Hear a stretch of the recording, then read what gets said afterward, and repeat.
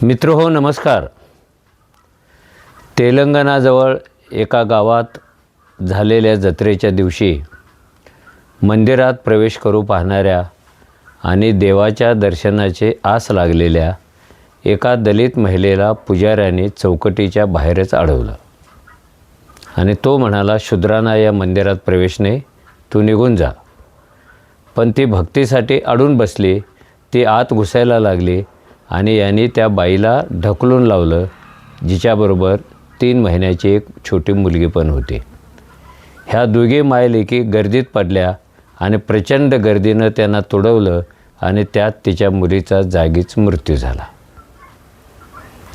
अशी घटना आपल्या धर्माच्या इतिहासात ही काही पहिल्यांदा नाही. जात नाकारून मंदिर प्रवेश नाकारणं किंवा जात खालचे आहे असं सांगून मंदिर प्रवेश नाकारणं हे 4-5 हजार वर्षापासून आपल्याकडे चालू आहे. आणि विरोधाभास इतका आहे की हिंदू धर्म हा जगात सगळ्यात मोठ्या आवाजात सांगतो की आमच्याकडे सगळीच माणसं एकाच परमेश्वराची लेकरं आहेत. जनावरं पण परमेश्वराची लेकरं आहेत, वनस्पती पण परमेश्वराची लेकरं आहेत. आणि हे सूत्र जर खरं मानायचं ठरलं तर मग सर्वांचाच पिता असलेला देव सर्वच लेकरांना आपल्या मंदिरात आपल्या दर्शनासाठी का येऊ देत नाही? पण या प्रश्नाचं उत्तर हिंदू धर्म कधी देत नाही. बाबासाहेबांनी 1927ला महाडच्या तळ्यावर सत्याग्रह करताना हा प्रश्न एकदम जोरात उपस्थित केला. ते म्हणाले की अस्पृश्य हिंदू आहेत असं सगळेजण सांगतात, पण गावाच्या तळ्यामध्ये, महाडच्या तळ्यामध्ये जनावरांना पाणी प्यायला प्रवेश आहे, कुत्र्यांना प्रवेश आहे, कावळ्याला विष्ठा टाकायला प्रवेश आहे, अजून कोणते घाणेरडे प्राणी तळ्यात जातात, पण तळं कधीच भ्रष्ट होत नाही. मग अस्पृश्याने ओंजळवर पाणी घेतल्यानंतर ते भ्रष्ट कसं होतं हा तो प्रश्न होता. त्या प्रश्नाच्या उत्तराला तेव्हा पण प्रश्नाला कोणी उत्तर दिलं नाही. शेवटी ह्या सगळ्या भेदाभेदाच्या कल्पना ज्याच्यातून जन्माला येतात तो मनुस्मृतीचा ग्रंथ हा तिथे जाळण्यात आला आणि वाटलं की आता हिंदू धर्म थोडा सुधारेल. 3च वर्षांनी नाशिकमध्ये काळाराम मंदिराचा सत्याग्रह झाला आणि 5 वर्षे अस्पृश्यांना मंदिराच्या बाहेर उभे केले गेलं, त्यांना आत येऊच दिलं नाही. मग बाबासाहेब म्हणाले, आम्ही हिंदू आहोत असं तुम्ही म्हणता, मग हिंदूंना असलेले सगळे अधिकार आम्हाला का नाही? बाकीचे हिंदू मंदिरात जाऊ शकतात, मग आम्ही का नाही जाऊ शकत? सगळी परमेश्वराची लेकरं आहेत, मग आम्ही काय जाऊ शकत नाहीत? या प्रश्नाचं उत्तर पण त्या सत्याग्रहात मिळत नव्हतं. म्हणून शेवटी बाबासाहेबांनी भारतात आणि राऊंड टेबल कॉन्फरन्समध्ये एक गोष्ट सिद्ध करून दिली की या देशातले अस्पृश्य, दलित, महार, मांग, चांभार, भंगी हे हिंदू नाहीतच. कारण हिंदूंचा कोणताही घटक या अस्पृश्यांच्यामध्ये येत नाही.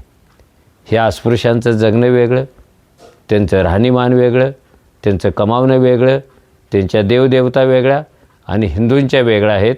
त्यामुळं आम्ही हिंदू नाही आहोत. अशीच घोषणा त्याने 35मध्ये येवल्यामध्ये केली आणि पुढे 56ला हिंदू धर्म नाकारला आणि धम्म स्वीकारला. आता हिंदू धर्माची म्हणून काही वैशिष्ट्ये आहेत. वैशिष्ट्य नंबर 1, हा जातीवर उभा राहिलेला धर्म आहे आणि जातीवर उभा राहिलेला धर्म म्हणजेच विषमतेवर, उच्च निश्चितेवर, भेदाभेदावर उभा राहिलेला हा धर्म आहे. या धर्मामध्ये 1 नंबरचं स्थान ब्राह्मणाला आहे आणि तो सगळ्यांचा मालक आहे. तो जातीचं रक्षण करतो, तो भेदाभेदाचं रक्षण करतो. कारण तो का करतो? जर जातीच संपल्या, जर भेदच संपले, एकच देव झाला तर ब्राह्मणाची सत्ता संपुष्टात येते आणि हिंदू धर्मही कोलमडायला लागतो. जर ब्राह्मणाला त्याच्या सत्तेवर राहायचं असेल, जर हिंदू धर्माला टिकून राहायचं असेल तर त्याच्यावर एक जबाबदारी येते, ह्या जाती व्यवस्थासुद्धा टिकून ठेवल्या पाहिजेत, कारण ते त्याचं वैशिष्ट्य आहे. हा दुभंगलेला धर्म आहे. ह्याचं तत्त्वज्ञान वेगळं आहे आणि ह्याचं वर्तन वेगळं आहे. तत्त्वज्ञान इतकं भारी आहे की ते जर लोकांनी एक दिवस अंगीकारलं तर सगळ्या जगाचं भलं होईल, पण ते अंगीकारता येणारं तत्त्वज्ञान नाहीच आहे. जाती नाही आहेत असं हिंदू धर्म सांगू शकत नाही. भेदाभेद करू नका असं तो सांगत नाही, कारण या भेदाभेदाच्या व्यवस्थेमध्ये प्रत्येक माणसाचा, प्रत्येक जातीचा एक पाय खालच्या जातीवरचा आहे, त्याचा त्याच्या खालच्या जातीवरचा आहे, त्याचा त्याच्या खाली खाली अशी एक उतरंडी सुरू होते आणि ह्या उतरंडीवर ब्राह्मणांची सत्ता चालते. तो काहीच करत नाही, पण तो सगळ्यांचा मालक आहे. तोच देवाचा मालक, तोच धर्माचा मालक, तोच ज्ञानाचा मालक. आणि गंमत म्हणून उद्या जर त्याने ठरवलं आपल्याकडची ही सगळी सत्ता अशी उधळून टाकावी, फेकून लावावी आणि भेदाभेद नष्ट करावेत. जर भेदाभेद नष्ट झाले तर ब्राह्मण अडचण येतील, इथला धर्म अडचण येतील, कारण तो याच गोष्टीवर टिकून राहिलेला आहे, याच गोष्टीचा त्याचा पाय आहे. तरीही लोक आपल्या धर्माचं कौतुक करण्यासाठी काहीतरी बोलत असतात. उदाहरणार्थ RSSचे प्रमुख म्हणतात भारतात जन्मलेल्या प्रत्येक माणसाचा DNA हिंदूचा आहे. मान्य करूया आपण ते. त्यांचं जर खरं मानलं तर मंदिर प्रवेशासाठी चेंगरून मेलेल्या महिलेचा DNA पण हिंदूचा असेल. मग बाकी हिंदूंना प्रवेश मिळतो, तिला का मिळत नाही? इथे DNA हिंदू असून चालत नाही, तर इथे DNA निर्जात असावा लागतो.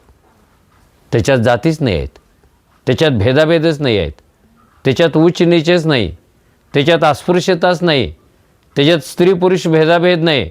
असा DNA आहे का इथल्या माणसाचा आणि इथल्या धर्माचा? नुसतं हिंदू आहेत म्हणून सांगण्यात काय पॉईंट आहे? सगळ्या हिंदूंना समान अधिकार आहेत का? सगळ्या हिंदूंना समान प्रतिष्ठा आहे का? सगळ्या हिंदूंना समानतेचं तत्त्व लागू आहे का? ते का नाही होत? कारण हे कोणाला करायचंच नाही आहे. हिंदू धर्म सुधारेल सुधारेल, आज सुधारेल, उद्या सुधारेल असं बाबासाहेबांनी वाट पाहिली. काही लोक पण सांगत होते अस्वस्थ होऊ नका, शांत राहा, अगोदर मतपरिवर्तन करा, मग बाकीचं परिवर्तन करा. पण बाबासाहेबांनी प्रश्न विचारला, मतपरिवर्तन करायला किती वर्षे लागणार आहेत? 1, 2, 100, 200? आणि त्या काळात आमचं काय होणार? आम्ही जनावरासारखे जगणार आणि तुमचं मत कधी परिवर्तन होते याची वाट बघणार आपण. हे मत परिवर्तन कधी झालं होतं इथे? कुणी केलं होतं इथे? आणि आता तर धर्मनिरपेक्ष असलेल्या संविधानाशीच खिलवाड चालू झाली. लोक आता उघडपणे म्हणायला लागले आम्ही हिंदुत्ववादी आहोत, आमचं सरकार हिंदुत्ववादी. ठीक आहे भैया, पण हे हिंदुत्ववादी होत आहे क्या? ते समतेचं तत्त्व असतं का हिंदुत्ववादी होणं म्हणजे? ते जातीतून बाहेर पडणं असतं का? ते सेक्युलर राज्यघटना मान्य करणं असतं का? काय असतं हे हिंदुत्व? पुन्हा तेच असतं, ह्या जातीच्या उतरंडीमध्ये कुणीतरी एक श्रेष्ठ आहे आणि त्याचं श्रेष्ठत्व टिकवण्यासाठी ह्या सगळ्या धर्माच्या नावाने व्यवस्था तयार करायच्या आहेत. आता प्रश्न असा आहे की जी मंदिरं वर्षानुवर्षे आपल्याला आतच येऊ देत नसतील, त्यांनी साने गुरुजींना तर पंढरपूरमध्ये कधी आत येऊ दिलं होतं? त्यांनी महात्मा गांधींना तर दक्षिणेकडे कधी आत येऊ दिलं होतं? त्यांनी बाबासाहेबांना कधी आत येऊ दिलं? त्यांनी अस्पृश्य नेत्यांना पुतळ्याचं उद्घाटन तर करू दिलं का? त्यांना मंदिरात जाऊ दिलं का? यासाठी सुधारणांची गरज असते. पण हिंदू धर्म हा सुधारणावादी नाही आहे, तो परंपरावादी आहे. आणि आत्ता तर त्याच्या पुढे जाऊन हिंदुत्ववादी म्हणायला लागलेत आम्ही सनातन आहोत, आमचा धर्म सनातन आहे. मग सनातनचा अर्थ काय भाऊ? जो कधीही स्वतःत बदल घडवू शकत नाही तो सनातन असतो. तो प्राचीन सूत्रावर विश्वास ठेवतो तो सनातन असतो. टेस्ट ट्यूब बेबीच्या काळात जो पुत्र कामेष्टी यज्ञ शिकवायचा आग्रह धरतो तो सनातनी असतो. पृथ्वी सूर्याभोवती फिरते हा शोध शास्त्रज्ञांनी लावला नाही तर देवाने लावला असं सांगणारा सनातनी असतो. प्रश्न आपला आहे, प्रश्न त्यांचा नाहीच आहे. कारण ते त्यांचं सनातनपण कुरवाळत बसणार आहेत, जबरदस्तीनं ते लादणार आहेत, हिंदू राष्ट्राच्या नावाखाली अजून काहीतरी करणार आहेत. ते कधीच सांगत नाहीत हिंदू राष्ट्र म्हणजे कोणाचं राष्ट्र. हाच प्रश्न बाबासाहेबांनी विचारला होता गोलमेज परिषदेत. उद्या देशातल्या हिंदूंना स्वातंत्र्य मिळणार असेल तर हिंदू नसलेल्या अस्पृश्यांचं काय? त्याचं उत्तर आज पण हे देत नाहीत.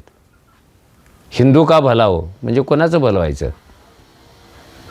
त्या मंदिर प्रवेशासाठी जाऊन मेलेल्या बाईचं भलं होणार आहे का हिंदू राष्ट्रात? मिशी वाढवली म्हणून ज्या तरुणाची हत्या झाली त्यांचं भलं होणार आहे? वरातीत घोड्यावर बसला तसा आग्रह धरला त्या अस्पृश्याचं भलं होणार आहे? कुणाचं भलं होणार आहे हिंदू राष्ट्रामध्ये? आणि हे कुणाचं आहे? हे पुन्हा पुन्हा विचारत बाबासाहेबांच्या विचारधारेकडे जावं लागतं. जेव्हा त्यांना कळलं की राम असता तर त्यांनी 5 वर्षे बाहेर मंदिराला धडका मारणाऱ्या लोकांना आपल्या दर्शनासाठी बोलावलं असतं. हा धर्म सुधारणावादी असता तर त्याने आपल्या बांधवांना मंदिरात दर्शनासाठी बोलवलं होतं. पण तसं काहीच घडलं नाही आणि एक सिद्धांत बाहेर पडला की जो कधीच सुधारत नसतो तो हिंदू धर्म असतो. या हिंदू धर्मातल्या प्रथा परंपरांशी, धर्मस्थळांशी आपण किती नातं ठेवायचं, किती दूर राहायचं हे आपण ठरवायला पाहिजे.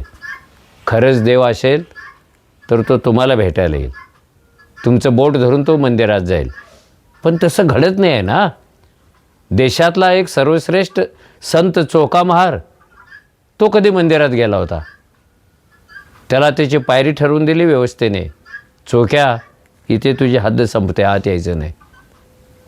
आणि चोखा हा नशीबवादी होता, दैववादी होता. त्याने ते खरं मानलं आणि त्याच पायरीवर त्याने शेवटचा प्राण सोडला.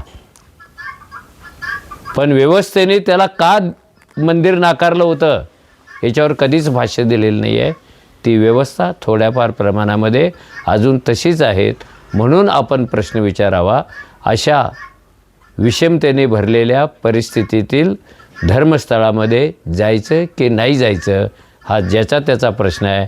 आणि तेलंगणाच्या घटनेवरून पुन्हा हाच प्रश्न उपस्थित झालेला आहे आणि त्याची उत्तरं आपणच आपल्याला द्यायची आहेत, दुसऱ्याकडे कोणाकडे मागायची नाही आहेत. धन्यवाद.